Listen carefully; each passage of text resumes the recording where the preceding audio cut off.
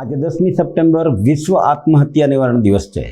લોકો આવેગમાં આવી અને કેટલાક અનંતની વાટે જવાના પગલાં ભરતા હોય છે, પરંતુ પાછળથી કુટુંબ અને સમાજને મુશ્કેલીમાં પણ મૂકતા હોય છે.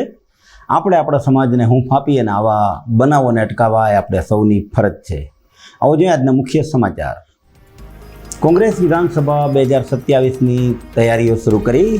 ભવનાથ પ્રેરણાધામમાં 10 દિવસીય તાલીમ વર્ગને ખુલ્લું મૂકતા કોંગ્રેસના રાષ્ટ્રીય અધ્યક્ષ મલ્લિકાર્જુન ખડગે.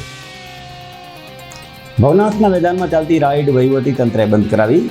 નગરજનોનું મનોરંજનનું વધુ એક નજરાણું છીનવાયું. શહેરના માર્ગો 5 વર્ષની ગેરંટી સાથે તૈયાર થશે. સ્થાયી સમિતિની બેઠકમાં તૂટેલા રસ્તા અંગે લેવાયો નિર્ણય. અને વન વિભાગના ત્રાસથી વિસાવદર પંથકના 2 ગ્રામજનોએ ફિનાઇલ પી લેતા તંત્રમાં મચી દોડધામ. સમાચાર વિગતવાર જોઈએ તે પહેલાં લઈશું એક નાનકડો વિરામ.